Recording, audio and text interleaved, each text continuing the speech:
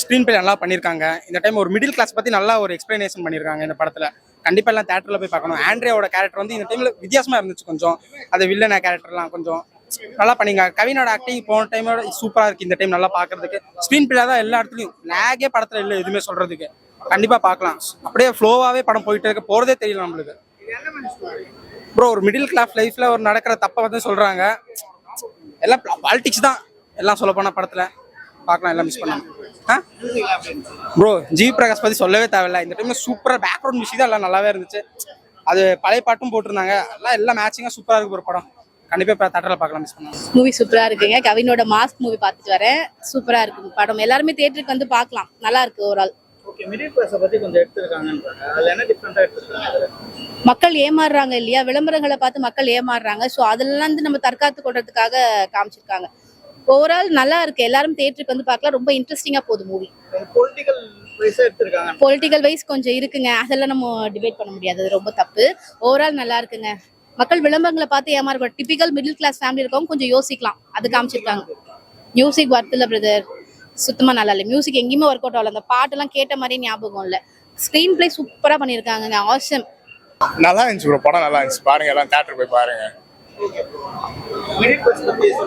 ஆமா, சம்திங் ஏதோ டேரக்டர் அவரோட லைஃப்ல நடந்தது சொல்லி பண்ணிருந்தாங்க. வித்தியாசமான கதை தான், நல்லா தான் இருந்துச்சு. ஸ்டோரி மூவ் பண்ண விதம் எல்லாமே ஓகே, நல்லா இருந்துச்சு. எல்லாமே கிளைமேக்ஸ் சாட்டிஸ்ஃபைட். வெற்றிமாறன் லேக்லாம் எனக்கு தெரியல ப்ரோ. என்னோட பர்சனல் ஒப்பீனியன், எனக்கு லேக் இல்லை. மற்றவங்களுக்கு எப்படின்னு தெரியல, எனக்கு லேக் இல்லை. நான் சாட்டிஸ்ஃபைட் தான் சொல்லி. எல்லாத்துக்குமே அவங்க ரோல் பக்காவா பண்ணிட்டாங்க. எல்லாத்துக்கும் ஈக்குவல் இம்பார்ட்டன்ஸ் கொடுத்து நல்லா பண்ணியிருந்தாங்க.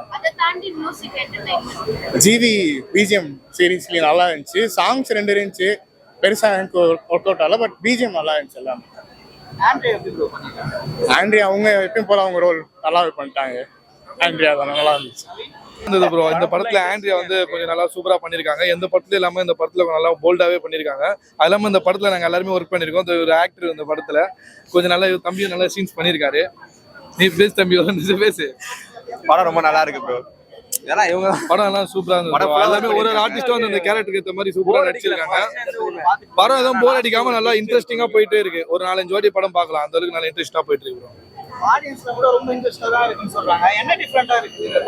இந்த படத்துல பாத்தீங்கன்னா எல்லாமே ஒரு டிஃப்ரெண்டா தான் இருக்கு.